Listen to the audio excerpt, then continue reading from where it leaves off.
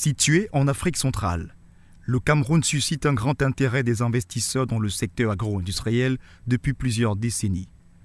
Le développement à grande échelle de monocultures amorcé depuis la période coloniale s'est fait au prix de la dépossession des terres des communautés locales et autochtones qui subissent de plus en plus les effets négatifs de ces pratiques. L'une des toutes premières plantations agro-industrielles au Cameroun est la CDC, Cameroun Development Corporation. Les terres qu'elle possède ont été arrachées aux populations dans les premières années du XXe siècle par les colons allemands. Ces plantations couvrent environ 42 000 hectares dans le sud-ouest et le littoral du pays. La monoculture d'Éveilla développée à Koto-Natigal occupe une grande partie des terres du village, ne laissant que 250 mètres entre les plantations d'Éveilla et la route pour la pratique des activités des villageois. Cet espace est très insuffisant pour garantir les droits d'usage des populations. La CDC devrait nous laisser 250 mètres. Dès moi, je vois que ces 250 mètres sont trop petits. Parce que si on donne 250 mètres, on pourra travailler. Voici la limite de 250 mètres. Imaginez donc, nous sortons de la route pour ici, là. Vous voyez les maisons déjà. Où sont les champs? Voici là où les gens travaillaient. Ils ont pris tout ceci, ils ont planté les VA partout. Partout. Le village Koto-Natigal n'a que ces 250 mètres qui ne suffisent même pas. Ils ne suffisent même pas. Bon, plus de 5000 habitants. Où sont les champs? Que devons-nous faire? Cette année même, il y a les gens qui sont beaucoup partis. Parce que s'il n'y a pas les terres, nous, on va travailler comment? On ne peut pas travailler, c'est le manioc aussi qu'on travaille. On refait ça en tapioca, watafoufou, bâton de manioc. Là, tu te trouves alors au marché, tu essaies de vendre et résoudre les problèmes de la maison.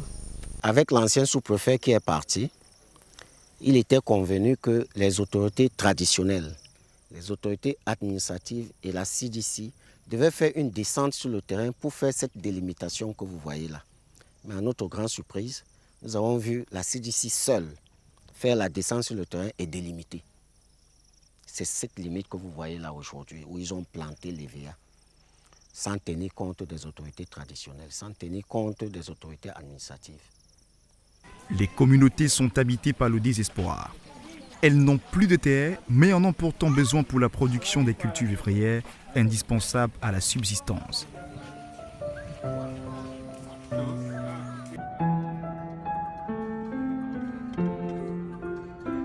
L'accès à la terre est également difficile dans le village Badjop, à 22 km de la ville d'Ezeka.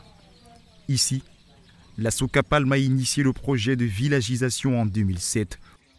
Le dit projet est destiné au développement des plantations de palmiers à huile détenues en concession par la société.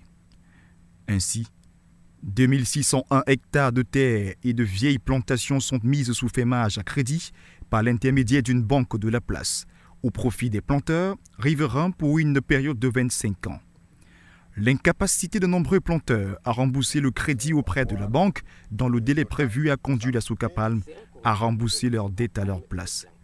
En contrepartie, ils continueront à vendre leurs récoltes à la Socapalm jusqu'au remboursement du crédit. Cependant, les villageois devant replanter les lots acquis à leurs frais et livrer leur régime à la Socapalm, ils se retrouvent appauvris. Il y a cela pratiquement bientôt 10 ans, nous avons acquis les lots ici. La Socapalm m'a proposé de vendre ces espaces plantés. C'est passé par des chefs de village qui sont venus faire la propagande de la reprise des plantations. Nous avons été d'accord de la reprise. Mais là, une chose qui nous avait un peu sidéré, c'était quoi? Les contrats étaient très mal ficelés. Nous les acceptions malgré nous. Les marges de crédit s'élevaient à 1,4 milliard. Nous avons accepté de prendre le crédit que nous devions payer par la production. Malheureusement, avec les contrats très mal ficelés par la Socapalm, en ce jour d'aujourd'hui, on ne s'en sort pas avec. Ça nous a pratiquement appauvris parce que ce que nous avons escompté n'est pas ce qu'on a aujourd'hui. Après 8 ans d'exploitation, beaucoup de planteurs sont allés au rouge. Le désespoir est là. Nous sommes des riverains ici. Pour se construire, on est obligé d'aller dans d'autres villages acquérir des terres. La soca palme, c'est la monoculture. Donc, c'est une convention que nous avons signée. Vous ne faites que la palmeraie. Vous pouvez faire l'extension, si vous avez des moyens, ou bien vous pouvez rester statique dans le nombre d'hectares que vous avez pris à la soca palme.